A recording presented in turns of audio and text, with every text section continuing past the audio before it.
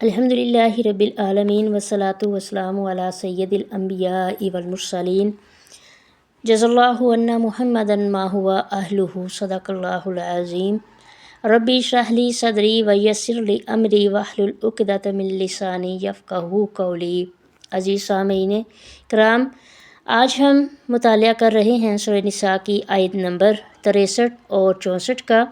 یہ آیات صرف الفاظ نہیں، یہ انسان کے دل کا آئینہ ہے۔ اللہ تبارک و تعالیٰ یہاں ہمیں بتا رہے ہیں کہ انسان کی اصل حقیقت اس کی زبان میں نہیں، اس کے دل میں چھپی نیت میں ہوتی ہے۔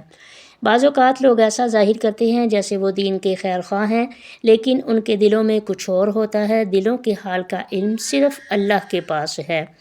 ان آیات میں اللہ تبارک و تعالیٰ نبی کریم صلی اللہ علیہ وآلہ وسلم کو ایسا طریقہ سمجھا رہے ہیں جو ہر دور کے داعی، ہر استاد اور ہر رہنما کے لیے مشعل راہ ہے کہ کب خاموش رہنا ہے، کب سمجھانا ہے اور کس طرح بات کرنی ہے کہ وہ دلوں کے اندر اتر جائے۔ آئیے ان آیات کو سمجھ کر اپنے دلوں کی اصلاح کریں اور اس حکمت کو اپنی زندگی میں اتارنے کی کوشش کریں۔ آپ دیکھ رہے ہیں ترجمہ تفسیر چینل۔ السلام علیکم ورحمۃ اللہ وبرکاتہ۔ شروع کرتے ہیں آج کا سبق۔ اعوذ باللہ من الشیطان الرجیم، بسم اللہ الرحمن الرحیم۔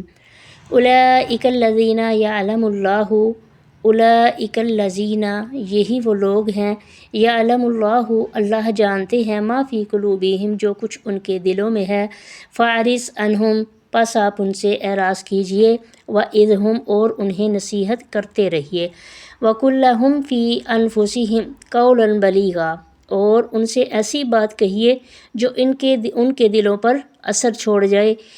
فی انفسہم قولا بلیغا، یعنی ایسی بات کہیے کہ جو ان کے دلوں پر اثر کرے۔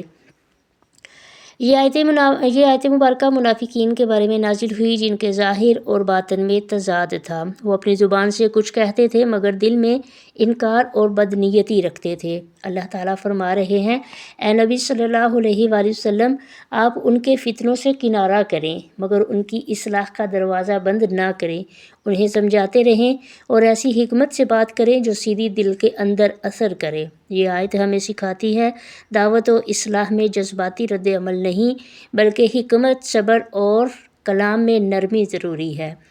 وما ارسلنا من رسول، اور نہیں بھیجا ہم نے کوئی بھی رسول، الا مگر لیطاع، اس لیے کہ اس کی اطاعت کی جائے، باذن اللہ، اللہ کے حکم سے۔ ولو انہم اذا ظلموا انفسہم، اور اگر یہ لوگ اپنی جانوں پر ظلم کر بیٹھیں، جاؤکا، تو آئیں آپ کے پاس، فاستغفروا اللہ، اور وہ اللہ سے مغفرت طلب کریں، واستغفر لہم الرسول، اور رسول بھی ان کے لیے مغفرت طلب کریں، لوجدوا اللہ توابا رحیما، البتہ وہ اللہ کو نہایت توبہ قبول کرنے والا اور مہربان پائیں گے۔ دیکھیں یہاں اللہ تعالیٰ بتا رہے ہیں کہ رسولوں کی بعثت کا مقصد اطاعت اور اتباع ہے۔ ظلم نفس، اس سے کیا مراد ہے؟ اس سے مراد گناہ اور نافرمانی ہے۔ اگر منافقین یا گناہ گار لوگ سچی توبہ کے ساتھ نبی کریم صلی اللہ علیہ وآلہ وسلم کے پاس آتے، اپنی غلطی مانتے، دعا کی درخواست کرتے، تو اللہ تبارک و تعالیٰ فوراً ان کی دعا قبول کر لیتے۔ اس آیت سے ہمیں بھی 3 بڑے اسباق ملتے ہیں۔ سب سے پہلے کیا آ جاتا ہے؟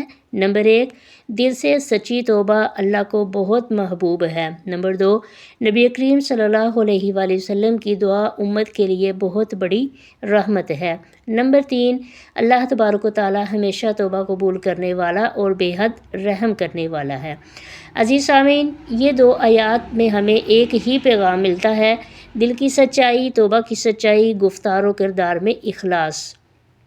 انسان دنیا والوں کو دھوکہ دے سکتے ہیں لیکن اللہ کو نہیں، اور جو شخص سچے دل سے اللہ کی طرف لوٹ آئے وہ اللہ کو ہمیشہ مہربان اور بخشنے والا پاتا ہے۔ اللہ ہمیں اپنے دلوں کو پاک رکھنے، نیتوں کو صاف رکھنے اور ہر گناہ کے بعد فوراً توبہ کی طرف لوٹ آنے کی توفیق عطا فرمائے، آمین یا رب العالمین۔ اگر آپ کو یہ ویڈیو اچھی لگی ہو تو لائک شیئر ضرور کیجئے۔ جو لوگ چینل پر نئے ہیں ہمارا چینل سبسکرائب کیجئے۔ آج کا سبق ہمارا یہیں پہ مکمل ہوتا ہے۔ انشاءاللہ حاضر ہوں گے ایک نئے سبق کے ساتھ، تب تک کے لیے اللہ نگہبان۔